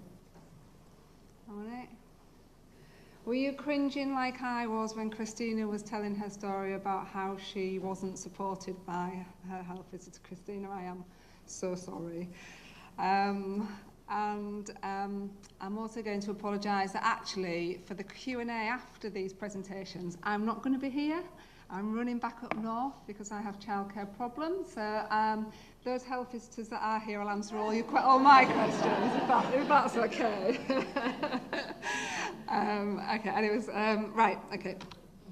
So, for those of you that don't know, the Institute of Health Visiting is a charity, it's an academic body, and its core purpose is to improve the outcomes for all children and their families by working with them to reduce health inequalities, and by doing something about the type of education and training and capacity that health visitors have to get their care and treatment right. So we're working really, really hard, and this has been a fantastic opportunity, a brilliant project for us all to work together so that we can ensure that health visitors have a standardised, high quality education and training in this area of care so that they get it right for women and their families. Because ultimately, actually, what we all want to do, we're all here working in partnership, and this project has been brilliantly led in terms of its collaboration and its process to bring people together for a common purpose, so that actually what we ultimately are going to be doing is ensuring that every baby is healthy, happy, safe and valued, and every parent feels supported and able to achieve this, so that we can make a difference today and that we can make a difference for the future as well. Now I'm going to talk about health visitors and their role in supporting families with eating disorders. But to do that, I think it's probably good to set the context really in terms of what is a health visitor, because actually our role has evolved and changed since 1862 to meet the challenges of the ever-shifting public health key issues that we are facing. Mental health and perinatal mental health in particular actually is fundamental to good health. There is no health without mental health. You cannot separate it. Health visitors know this. Many of them, all health visitors today have had to have been qualified nurses or midwives, most of them having had a long career in nursing or midwifery before coming into health visiting. And the reason that often they do come into health visiting is because they have a real passion for prevention and early intervention, in that recognition and identification of a problem, to stop people falling down and do that work upstream rather than picking them up when they have fallen. And I'm pinching that quote from Florence Nightingale, who was instrumental in setting up health visiting services. Health visitors today lead the Healthy Child programme, and that's a really unique opportunity for us because every family gets one. Every family has a health visitor from the antenatal period right through until that child goes to school and beyond, because actually they'll have more than one child often. So on my caseload when I was a working health visitor in clinical practice, I had families on my caseload, that I'd worked with for 8 years. That is a unique opportunity to actually build the type of quality relationship that is required to enable the outcomes that we are all hoping to achieve. Health visitors work to what we are calling the 4-5-6 model. This is only in England. It is different in different parts of the country. The community level is around we set up things like support groups. So we might work with lots of the voluntary sector, people like that, to support women with an eating disorder in the community, and also to encourage them to become leaders in their own care. The universal part of the service is what every family in England should get. So every family should have these 5 mandated contacts, okay? The antenatal review, the new birth, 6 to 8 weeks, 1 year and 2 year. That is the minimum that every family should expect. We transitioned over to commissioning by the local authority in 2015. And there are 152 local authorities across England doing health visit in 152 different ways. Some families will get these 5 mandated contacts and more. They'll get the support that they require, particularly with their perinatal mental health. Others might get a new birth visit, or they might get an antenatal contact, and junior members of the team are delegated to, so that they actually might not see a health visitor past the 6 to 8 week contact. The Institute's working very hard to reverse this and to support health visiting to have robust services. In Wales, they have 9 contact. In Scotland, there's 11 contacts. Northern Ireland, there's 7. Northern Ireland, they have caseloads of 280. Then their aspiration is to reduce to 150. So other parts of the UK are doing a little bit better, I would say, than what we are in England at the moment. Health visitors work predominantly across 6 high-impact areas. These are areas where there is a robust evidence base to suggest that health visitors have good impact and improve health outcomes. So maternal mental health is one of those 6 high-impact areas designated as fundamental as part of the health visiting practice. It's been our bread and butter for a lot of years. Health visitors have always sought out unrecognised perinatal mental health problems. It's one of our 2 of our principles of health visiting is to, seek out health needs, and the other one is to stimulate the awareness of health needs. So working with families to recognise where there might be a problem. We offer listening visits. Listening visits were non-directive counselling, but actually of late what we found is that that has changed. Health visitors are trained in CBT, cognitive behavioural therapy approaches, that they have training in psychological interventions, and that they can work with families to support their mental health actively as an intervention from a sound evidence base themselves. That's not to say that they shouldn't refer on when there is a need to refer on for specialist perinatal mental health services and specialist eating disorder services if they're there. I think Jill, you've talked about the policy context, and I have a slide that shows what the NICE guidance says, which is the depression identification questions and the general anxiety disorder questions. Most health visitors do that. One of the things that has been talked about most recently, following, I think, the Royal College of Obstetricians report, Women's Voices, in last year, was that many women who were only asked about their mood, depression or anxiety felt so unable to talk about any other symptom that they might be experiencing, so they were left to feel there was nothing wrong with them, or that they shouldn't even, there was no need for them to have help, because actually this was normal, this was part of motherhood, it was unhelpful. So it's really important that we understand the range of perinatal mental health problems, and like NICE says, we actually ask specifically around eating disorders. So I think Jill's probably done that one. So I think it's just important, this is what most IT systems are set up now to collect within health visiting services. It's what most health visitors do. But this, NICE says women are asked about their emotional well-being at each contact in the perinatal period. It's really important that we understand that the context of that statement, that NICE is saying we should consider, and they are saying consider, not must do, they couch that as part of your clinical assessment, as part of your holistic assessment.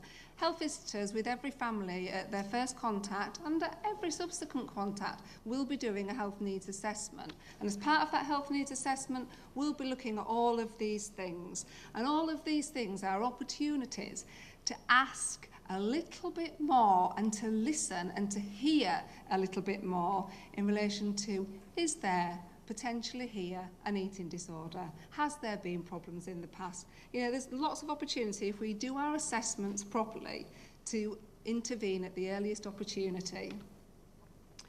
Jill has already covered that slide, so I'm going to move it on. I think we've touched on stigma. And we've touched on, not feeling able to talk for lots of reasons. So we know that we underdetect perinatal mental health problems by about 40 to 50%. A big part of that is stigma. Women being too scared to talk because they fear that they'll be judged, and sometimes they are judged, and women being scared that their children will be taken away from them. So it's really important as a healthcare professional, as a health visitor, that we actually make it okay to say, I'm not okay. And we talk about that. I had the absolute privilege of working with Lucy Holland, who led the petition that resulted in the publication of, Every Mother Must Get the Help That They Need. Lucy was the sister to Emma Caddywood, who died during the perinatal period as a result of her mental health problems. And what she said really struck a chord to me when she wrote the foreword for the maternity training that the Institute offers.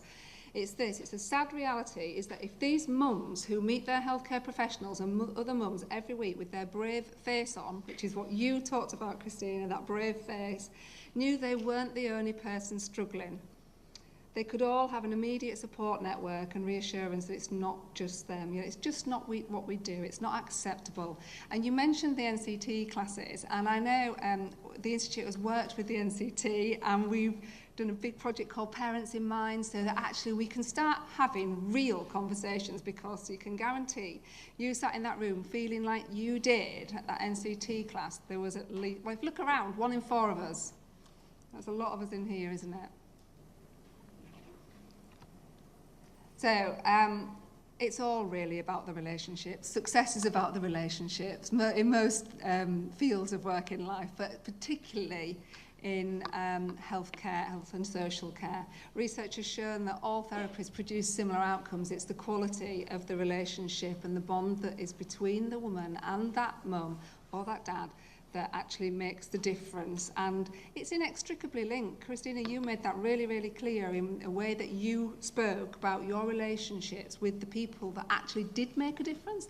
It was about not feeling judged and about making sure that you felt that you were cared for. So it might just be a case of it ain't what you do, it's the way that you do it. And I do believe that is really important. That came through very strongly in your talk, actually.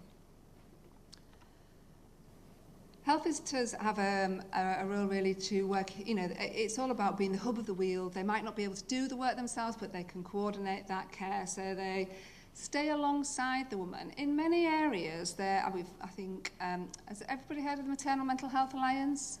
Yeah, so you know their maps. If not, have a look at their website. They have actually colour-coded the country as to who gets a good perinatal mental health service and who doesn't. It'd be interesting to see if they did that for eating disorders on top of that. I suspect there'd be more red areas than green. But, there are large gaps in service provision. Service provision is variable, and often there is nowhere to refer a woman to. So often a health visitor or a midwife or a GP is the one that stays alongside that woman during trying to access help. In some areas, there's a 2-year waiting list for any specialist eating disorder service. I've touched on the challenges to the health visiting profession. It's really important that we challenge this, because it's not only about the key contacts not being done by health visitors, it's about health visitors having caseloads of over 500 children. How you have time to sit and work with your families to really build that quality relationship when you have caseloads of 500, 1,000 is a little bit unrealistic. So we're working really hard to address that. And in fact, next week there will be on the Channel 4 News, there will be a programme around the role of health visiting in maternal mental health.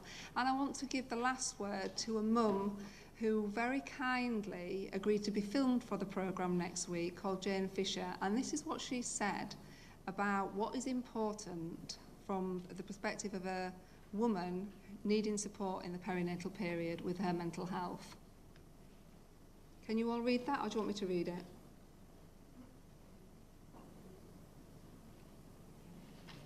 Read.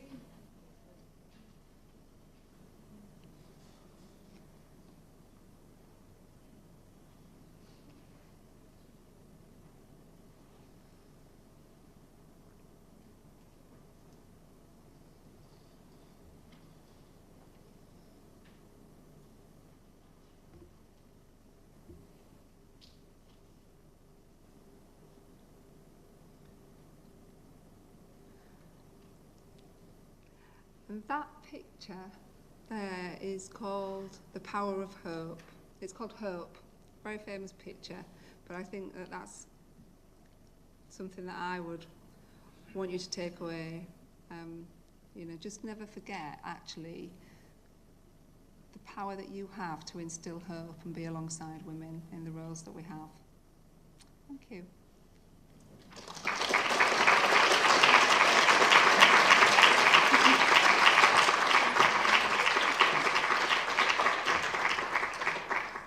So much, Melita. I know you have to dash off now, but I think you said you're happy to take questions by email. So if you want to contact Melita, or there is an Institute of Health Visiting stand outside. So for those of you who are able to stay around, please do pick up some of their leaflets and have a look.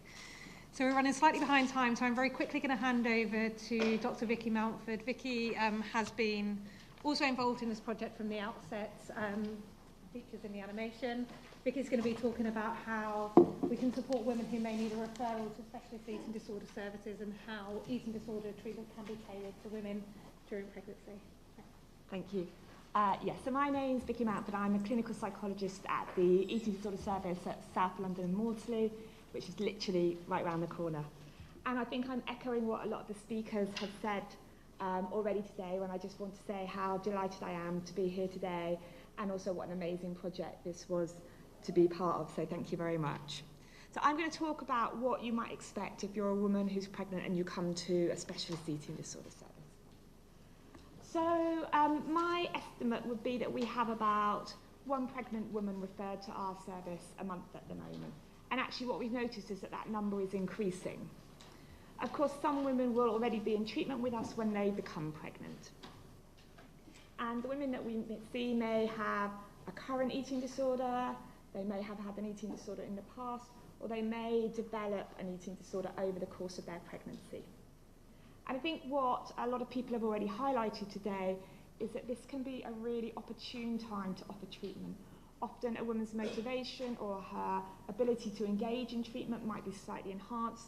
So if we can get in there early with identification and referral, that can be really, really helpful. So it's important to say that having a baby can be a really wonderful and exciting time. But I think what Christina and other people have highlighted is that it can also be a frightening and a scary and a very lonely time. And actually we know that often people in general with eating disorders describe the isolation that they feel, and I can imagine that's only magnified when you're pregnant as well. So women may have a lot of fears about managing the eating disorder, the changes that are going to happen to their body, and their body may feel alien or quite out of control. And for those people with a trauma history, the monitoring and the checkups that come alongside being pregnant may be really hard.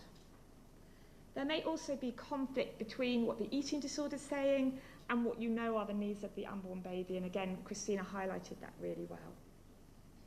We also know there can be real shifts in your own identity, thinking about who you are, thinking about becoming a mother, particularly if it's the first pregnancy, and how others around you perceive you. There may also be concerns about body image during pregnancy, about breastfeeding, and also about losing body weight post-birth. What we also heard is that some women, however, might find that their symptoms alleviate during pregnancy. And this can feel really positive, but women can also hold on to a lot of anxieties about what's going to happen after birth. You know, am I only able to do this while I'm carrying my baby? And so we know that postpartum is also a really high-risk time for relapse as well. So how might coming to a specialist eating disorder unit help? We want to use psychological therapy to maximise the opportunity to change and recover. That's why we say come early, so we can start getting to know you, start talking about what your fears might be or what's going well, but also so we can build that relationship and keep that going if things get a bit more difficult. If your symptoms are improving, how can we help you maintain that progress? How can we challenge the thought that this might only be happening because I'm pregnant? We also offer specialist dietetic support so that we've got optimum nutrition for both mother and baby. And I think, again, Christina, you made a really important point about, yes, you can tell me I need to eat this, but it's actually much more complicated than that if I've got an eating disorder. And our dietitians are fantastic at understanding that and thinking with you about, okay, what can your eating disorder allow you to do? What's the best nutrition for you and your baby? And how do we find that middle ground? How can we support you to do that? Again, we know that thinking about the weight changes that can happen during pregnancy is hugely anxiety provoking. So we want to provide education, exploration, monitoring, so that people understand what's happening and why, and also what the weight that they're gaining is made up of, you know, what's happening to their body, that it's not just some mysterious, frightening change. And again, to provide that open space to reflect on changes for you, changes for your identity, and hopes and fears about becoming a mother. So for many women, particularly if it's first-time pregnancy, they'll have gone from working and perhaps having a very busy social life to a life that might feel quite different. How's that going to feel? And again, people have also talked earlier about perhaps some of the challenges about feeding one's own baby, how that's experienced by a mother who also has an eating disorder. And again, that's something that we would think about and prepare for. When we work with anyone with an eating disorder, we're always really keen to get partners and family members involved because we believe that they're often the greatest support in helping with recovery. And that's perhaps particularly important when the woman is pregnant. So thinking about the partner and how they feel about the pregnancy, their anxieties, but also how we can work together to support everybody. We're very keen on joint working with other services, and that's been one of the fantastic things about this project, but also in individual cases as well, liaising with the GP, perimental health teams, and so on. The thing that I'm just going to flag up is that when we're a specialist eating disorder service, we're not a community mental health team. So that means that we can't offer crisis management or care coordination. So it might mean that someone needs another team involved as well, but we will all work to kind of join up care together. So I thought it might be helpful just to give a couple of sort of case vignettes about some women that I've worked with who's been pregnant. So the first woman that I worked with was a lady called May, who became pregnant while she was in treatment for bulimia. And she was in her 30s and had had her bulimia since her teens, so she had a very long history. And when she got pregnant, she really, really wanted to provide the best for her baby. And so she was quite successful in bringing her vomiting down. She gained weight really quite quickly in her first trimester, and this was hugely anxiety-provoking for her. But she's also really worried that she would relapse after the birth. And some really strong thoughts that, you know, I'm only doing this because I'm pregnant and I won't be able to keep it going once I've had my baby. When she was referred to us, she had recently moved into our catchment area, and she worked in the centre of town. So what we found was that she had very little social support around her. So as the pregnancy progressed, her mood began to drop, she became much more isolated, and I was really quite concerned about her general mental health as well as her eating disorder.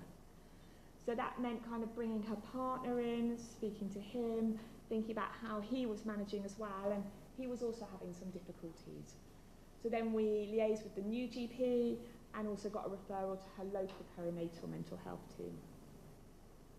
And one thing that we always do when we work with pregnant women is talk a little bit to them about, okay, we want to make sure we've got some time to see you after the birth. Yeah. So what's going to work best for you? You know, how sometimes women are kind of thinking in their final stages, I really don't want to have to get to my eating disorder appointment, it's too much right now. You know, so we sort of say, when do you want to finish treatment, have a break, and then give us a call when you want to come back. Or we'll arrange a time for me to call you, and we'll just touch base by phone and think about how soon you want to come and see us. We had a bit of a break for the birth, and then we restarted treatment when May was ready to come in. Someone else that I worked with was Kathy, who had been treated quite some years ago for anorexia and kind of made quite a successful recovery. But when she got pregnant, she was really anxious that the changes to her body and everything that was going on would kind of trigger a risk of relapse. So she was really proactive. She sought a really early referral, and I met with her. And she wasn't experiencing any strong eating disorder symptoms at that time, but we were able to discuss her fears, we were able to discuss warning signs, what she needed to look out for, what she could do to keep herself well. And what we did was we just monitored over the kind of peri and postnatal period how things were feeling. And she actually stayed well throughout and post her pregnancy, and we were able to discharge her. But I think it was probably really helpful knowing that she had someone there ready in case things got more difficult. So what happens if you get referred to our eating disorder unit? So if you're pregnant, you'll be prioritised for assessment, which means we will aim to see you within 2 to 4 weeks, and you'll be allocated for treatment shortly afterwards. So it's definitely worth referring straight away. It's really important that we can get pregnant women into treatment as soon as possible. And what we offer would be an evidence-based treatment as per the NICE guidelines from 2017 for the eating disorders. but we would tailor it for the individual and her family's needs. So as I said, thinking about how we space out appointments, when you're seen, thinking about, you know, getting family or partner in, who's going to be the support network for you, and preparing for the impact of the pregnancy and the postnatal period. As I said, specialist dietetic input is really, really important. And again, we would be thinking about, do we need more specialist services involved, like perinatal services? So one of the things that is a little bit of a, I don't know if it's a myth, but is that it's really hard to get someone into a specialist eating disorder service. And I want to say no, please do refer. And this is the information that we need in a referral. And if we get this information first time, it makes things much easier for us. And it also means that we can allocate and prioritise people appropriately. So we need the height, the weight, and the body mass index. Often if a woman's pregnant, it's helpful to say this would be their weight pre-pregnancy. So this is what they generally are. What are their current eating disorder symptoms? So are they binging, purging, restricting, exercising excessively? Are they experiencing body image disturbance? And some information about any other things that might be going on, self-harm, drug and alcohol use, mood and a risk assessment, any medication they're on, and then information about the pregnancies, so how many weeks pregnant they are, estimated due date, any other issues around pregnancy. Are they seeing anyone else, any other services, and any physical health concerns, for example, diabetes. We will also, at referral, ask for a range of blood tests. These help us to assess risk and also to check that someone is okay. And generally, the GP will do these. Again, if we get the blood tests, it's really helpful to have that before we see the individual. So, how to refer? This is the bit that's slightly complex. As Melita hinted at, lots of different organisations and they all do things different ways. So if you're a GP or a mental health professional and you're in the Bexley, Croydon and Lambeth area, the good news is that you can just refer directly to us. So, and I'll tell you how to do that in a minute, but we have a referral form, just refer to us. If you're in Bromley or Greenwich, you can refer to us, the same procedure. We then have to seek the funding from the CCG. So there might be a bit of delay while we get that funding in place. If you're in Lewisham, the referral comes via the GP, who then needs to complete a Lewisham CCG specific funding form. And if you're in Southwark, you have to refer to the assessment and liaison team, who will then submit the funding form to the CCG. I'm sorry it's so complicated, I just want to put it up there so that the information is out there. If you're a national patient, just refer to us and we will seek funding from the relevant CCG. We are working all the time with our commissioners to try and smooth out these pathways, but it's as it is. And again, I think someone made the point earlier, keep following it up. So if you're Lewisham or Southwark, keep following it up because we don't want people to fall through gaps. And perinatal teams can refer to us using the same protocols, and midwives to refer via GP, please. And the other thing to say is that we're really happy to take phone calls on that number if you've got any questions. So if you're worried about, is this person suitable? How do I make the referral? If you want to say, you know, this person is waiting to be seen, but what do I do now? You know, I'm really worried about this person. What should I do? We have a person every day who mans the phone, so they'll call you back that day or the next day. You can email our email address and get a referral form that way. We'll send it out to you. And we've got more information on our website as well. Thank you.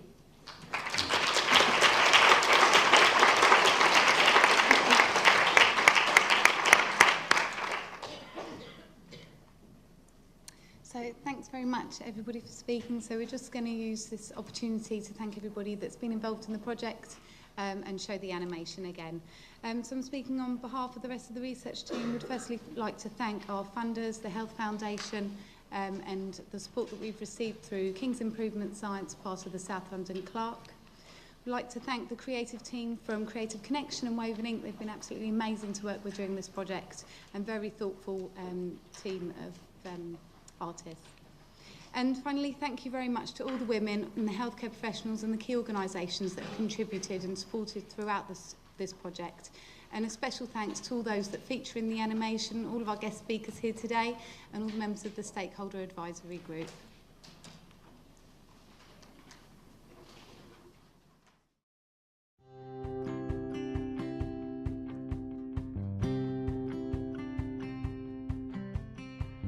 I loved being pregnant, but I didn't like what I saw in the mirror, and everybody, oh my goodness, you've lost the baby weight already, but then that fed the eating disorder then.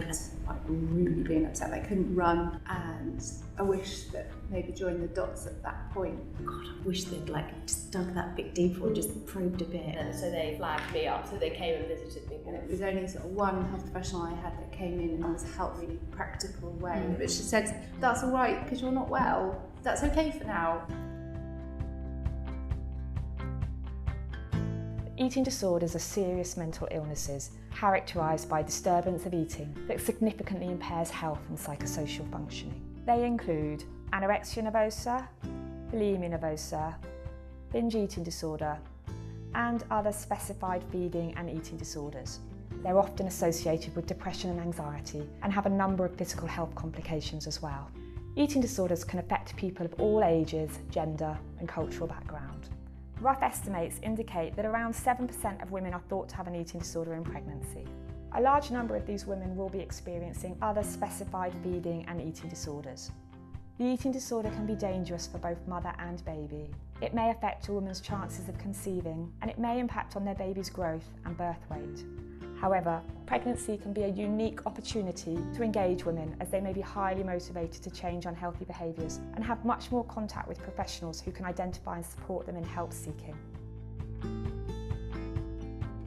Been pregnant 3 times, and during each pregnancy the eating disorder did get much worse and was really struggling to manage. In the first pregnancy, I really felt a sense of being carved up into different pieces.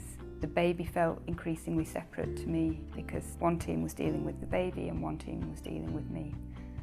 Something that really did help me connect with the baby is this lovely midwife. She was really sensitive when she was looking at my file, and she gave me time to talk about how I was feeling, and I just felt like a normal mum with normal fears and concerns about the well-being of the baby. She'd acknowledged that things were difficult. She didn't deny or ignore I had an eating disorder and I was unwell, but she wasn't fixating on it. She was seeing the whole of me and talking to me like a human being. There's so much anger and judgment going on in my own head that if I get a whiff of it from anyone else, then the shutters come down. But when a health professional not be looking my body up and down, but be looking at my face and looking in my eyes and asking with compassion, it doesn't actually matter what the question is, it's about the motivation for it. And if it felt to me it was because they cared, then I'd feel much more able to answer. It was one of those families where you just know something didn't feel right. And there was one day when I visited, she said to me, "Is my little one poorly because of the pills?" And I kind of sat back and said, "Are you on medication? Were you on medication in pregnancy?" And she just burst into tears. And I just had this moment where I remembered my training, and I remember someone saying to me, "If you're just quiet, someone will tell you." And then all of a sudden the box opened. She told me quite a lot of detail about how she was managing her weight and restricting her diet. I very much sat there and thought, I'm not an eating disorder specialist. And then realised that it was quite similar to any other disclosure, and that being led by this woman in terms of what she needed was what was most important. It's the role of any midwife and any health visitor at their first and continuing contacts to identify, does this woman have a mental health problem? And that includes eating disorders. Includes nominating a dedicated professional. Now that could be the GP or a midwife. But the point is, we're to monitor and support this woman during her pregnancy and into the postnatal period. This would include discussions around growth monitoring, the importance of good nutrition. If you know that a woman has had an eating disorder and you might not, actually being weighed can be very sensitive. To begin the discussions practically about feeding her baby, how to keep herself well emotionally and what support may be available for her, to think about where to refer her for specialist services, and really consider, in terms of continuity of relationship with a midwife, perhaps the case-loading model of midwifery or another antenatal and postnatal service that establishes that trusting relationship with somebody who's known. All this is about supporting the physical and mental well-being of the mother, the baby and the family unit, and being prepared for parenting.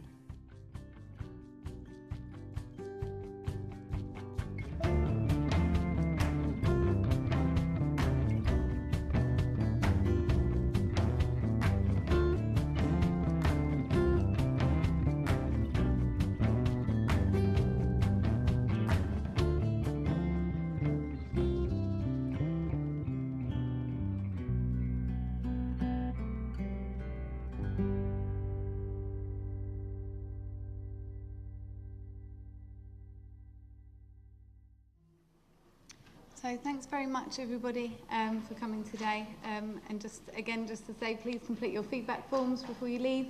There's a box to return them in as you go out. Now would like to give anybody an opportunity to ask any of our speakers any questions. So we do have around 5 minutes for questions.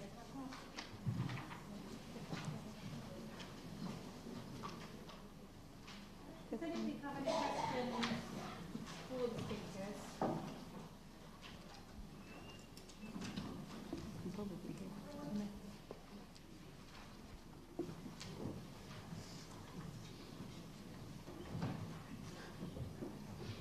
Testing.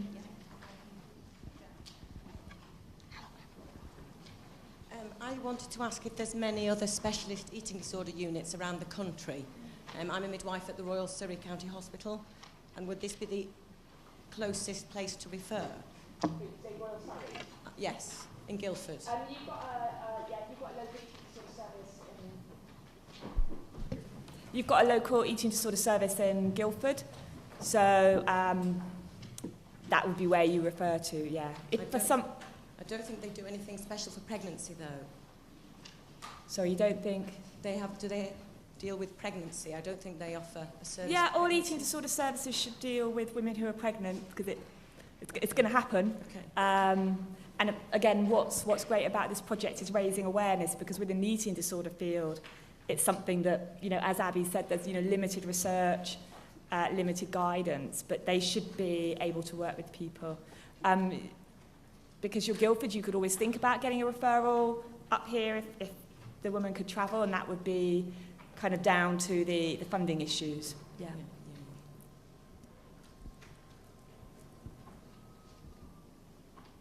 I had a question for Dr. Manford about your experiences with use of the Mental Health Act during pregnancy for women with eating disorders, and for Christine as well. What are the pros and cons of that when we have to use that? The microphone's not working very well. The question was about the Mental Health Act and pregnancy. Use of the Mental Health Act in pregnancy for women who have eating disorders. Your experience with that, what are some pros and cons? I would think that's very rare. And in my experience, we've never had anyone on our ward who's been under the Mental Health Act while they're pregnant. I think whenever we use the Mental Health Act, we try to do that with, as much caution as possible, and really thinking about what's best for everybody concerned. So I think it's very rare. I don't know if you'd like to say something about your experience. I was told that if I left, I would be sectioned, in no uncertain terms. I did push it a little bit, so steps were taken, and then I was like, okay, I'll stay.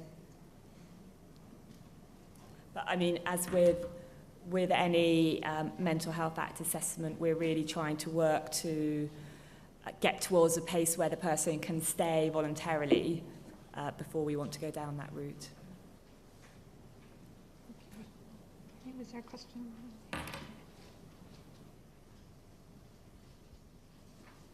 In the pink here. No.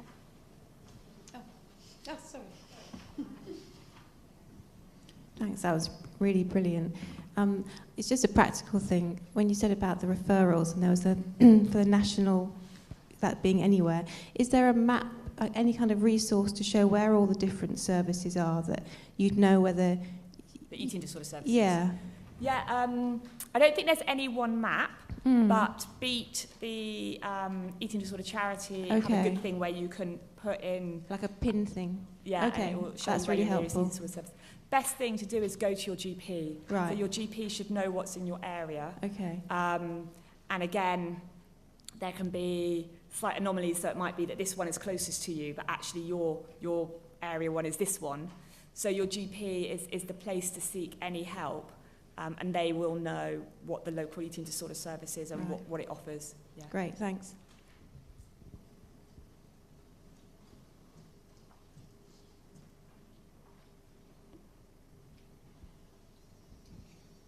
Hi, my name's Jackie and I'm a health visitor. My question is to Christina. Thank you very much for coming along today and talking about your experience. You spoke about your first health visitor, you opened up to her and she was very supportive. Unfortunately, the second health visitor wasn't so supportive and made the referral. Did you receive any support during your third pregnancy and postnatally from your last health visitor? Yeah, I didn't mention the third pregnancy. That was with a new GP, and it was quite a tricky setup because of the restructuring of health visitors in my area. We had to attend at a clinic, and so you have a chat with everyone else in the room sat waiting. So I did kind of say it's really difficult to talk, but I want to, and they were flexible and did come and visit me in the house. For some, but obviously our area is a massive caseload, but they did take steps. The one thing that was tricky with them is it was a team of midwives, so a health visitors, so I'd always see a different one. All three were very nice, but it felt a bit difficult, and in the same way that it would be really good to have the same midwife, it'd be nice for that continuity. Thank you. I think we've got time for these last two questions, and one more here.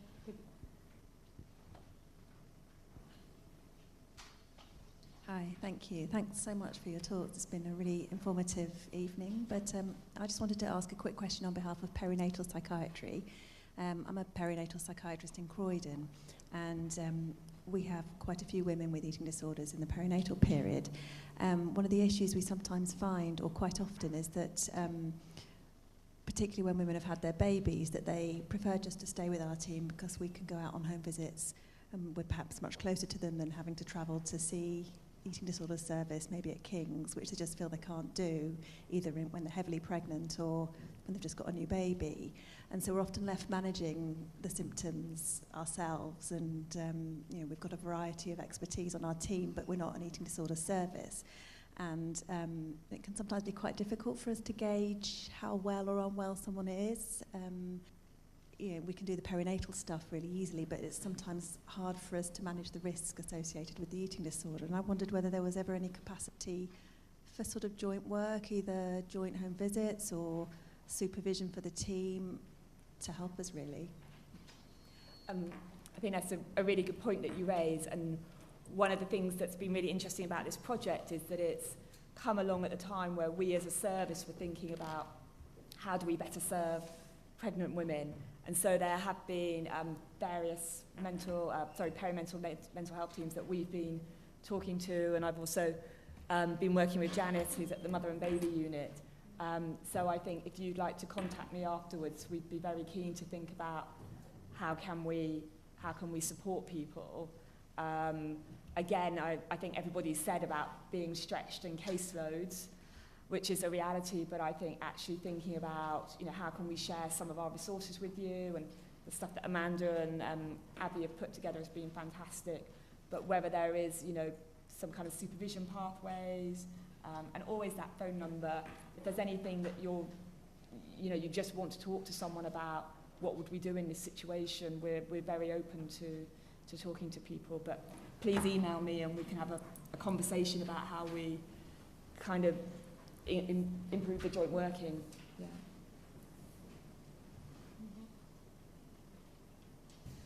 Is it all right if I make a comment on that?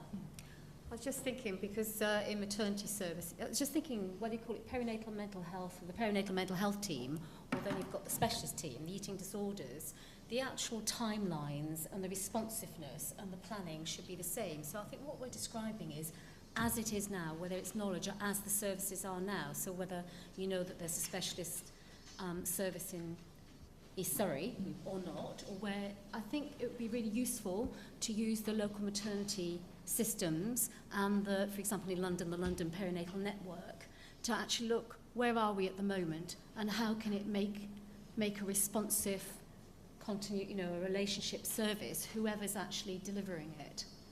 I just think it's better to do it in that whole system, because I was really mindful at looking how many people, I was just thinking, pathway, there's 6 boroughs, and we've got, and actually this midwife can't do it anyway, got to go via GP, and we're talking about earliest identification.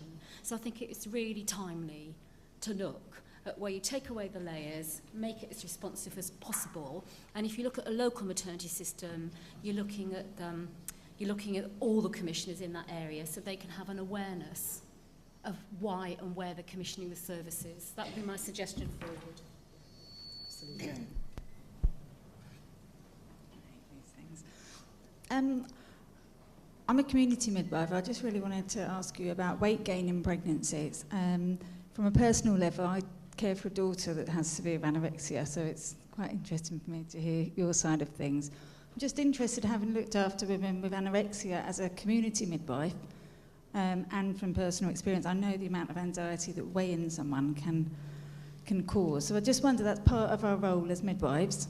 But if you feel they're under specialist teams, would you say to be avoiding weigh-in as community midwives, and what expected weight gain for someone in pregnancy with anorexia is? So weighing is obviously a really, really sensitive subject, and it can also be really challenging for the professional, thinking, I don't want to upset someone, I don't want to make them worse, what if I make it worse? I think if you've got a woman with anorexia, I would definitely be saying that she needs to be under the care of a specialist eating disorder service. And it may be that she doesn't want active therapy, but I think the monitoring and the support should come from a specialist eating disorder service. And then I think we have had lots of practice about talking about weighing people, about why it's important and managing that. And it might be, again, this good example of joint working about maybe we would do that and the midwife wouldn't need to do that we can update on what's happening with weight.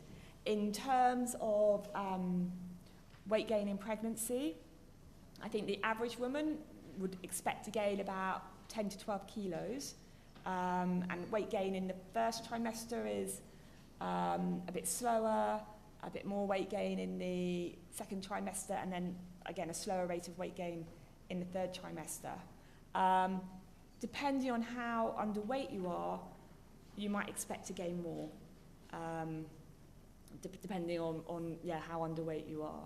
So that's one way in which our dietitians are so skilled, because they kind of can really help convey and help the woman understand what's happening with the weight gain, where it's going, what it's about, and what they should expect to happen after birth, and the fact that it's not all going to go very quickly, and it can take a relatively long period of time to get back to your pre-pregnancy body weight. So those would be my kind of sort of thoughts about why coming to a specialist eating disorder service would be really valuable. And then of course there would be liaison with the midwife, if that's what people wanted, to support that process. I'll just say that would be so useful, because in any other therapy, any other treatment, usually whoever's working, you know what's happening, so you're not giving the mixed messages. You're saying the same, and I don't know about you in community midwifery, we often don't have that specialist knowledge around diet, so in that situation it's the tailored individual plan. Absolutely. And we would weigh someone weekly, so that kind of covers that, and it's often People might prefer just to be weighed in the one place, on the one set of scales with the one person.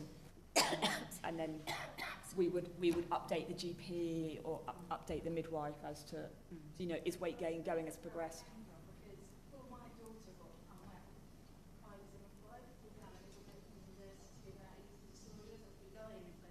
Said I knew about anorexia. What I know now about anorexia is by far more than I could have dreamed of knowing. But I do feel as midwives that we really don't have the knowledge. I mean, I know with my own daughter the amount of fear that weigh-in and weight gain can, you know, what it can deal with. And I do feel that as midwives the training isn't there. Even when you're doing that first booking and you're telling her her BMI or her weight, I mean, the amount of anxiety and you're then going to give her afterwards, she's not going to retain any of that, because from my experience, she's just going to completely fixate on what you've just told her about her weight. Yeah. Would you agree with that, Christina? Absolutely. Yeah. So I think absolutely everyone's arguing the case for joined up workings, and we've all got those general skills in engagement and building relationships, and then we use our expertise in the relevant areas and also work as a team. I guess we talked about a little bit about stigma, but there are some women, you know, when the referral comes in, although a lot of women do self-referral, those discussions can already start there about linking up. So you know when there's somebody comes for their booking visit, you know, that is the earliest, if you've got that knowledge. So you can already, you know, as midwives we can have already talked with, if you've been with eating disorder, you know, this is the development of the knowledge. And I think, and I know you were just nodding, but often the women we work with are really happy for professionals to talk. So, you know, you could ask, can I call your psychologist, or, you know, what would you like to happen? I think there was probably one more question. Sorry, I think one last question here, and then this is such interesting discussions. I think we might have to, for those of you who can stay around, take them outside and grab a refreshment and carry on some of the discussions. I'm conscious we are 10 minutes over, but we'll take one more. Hopefully it won't be a big question. It's been mentioned a few times, though it might be a whole other subject. Medication. What kind of monitoring is there? I know a lot of people with eating disorders are using medication, and in pregnancy it can have obstetric implications. So what sort of support is there for women on medication with eating disorders? What's this, psychotropic medication? Any medication, I guess, but psychotropic medication. Yeah, any psychotropic? Yeah, we should be monitoring it. So whoever's working with a woman, the GP, or whoever's taking the lead, actually. But I can only speak for around here. London's got some decent guidance on psychotropic medication in pregnancy and effects on the baby, and links to apps that they published last year. So that's very useful, including it all. But we would routinely, as we should be, whoever sees, isn't it, about the monitoring the emotional and mental health. Revisit. Right, so I think we'll wrap up there today, and hopefully you can come and stop and have a refreshment and speak to people. Thank you for coming along today, and don't forget to drop your feedback.